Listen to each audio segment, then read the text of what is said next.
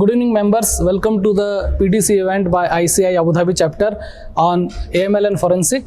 So it is our honor and pleasure to have Mr.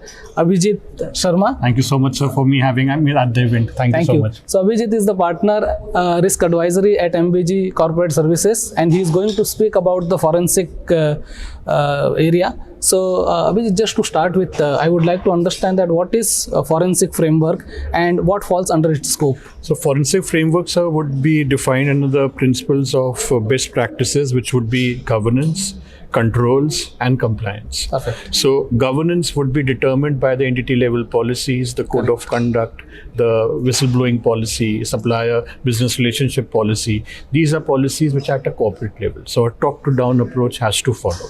Controls would be more of the transactional testing, internal financial controls while processing of the transaction, maker checker controls, segregation of duty framework. And third would be a compliance monitoring. Once you have these two activities done over a period of time, a compliance monitoring program has to follow that would enable a robust framework. Perfect, very comprehensive. And since here we have all the accountants and auditors, I would like to ask you that how do we do the review of the forensic framework and what are its requirements? So during the review of these transactions, we do a trend analysis. Okay. Number one, we do a trend analysis, monitoring of the transactions, looking into the spikes, where exactly if there are certain expense codes which are being used to and fro more. So that those have to be looked into.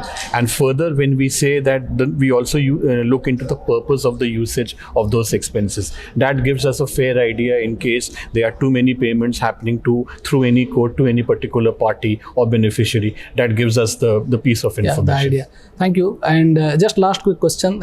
So what are the forensic requirement, as far as the UAE concern? I mean, I would say that what are the UAE framework? So from the UAE framework, it's based on the best practices, as I would say.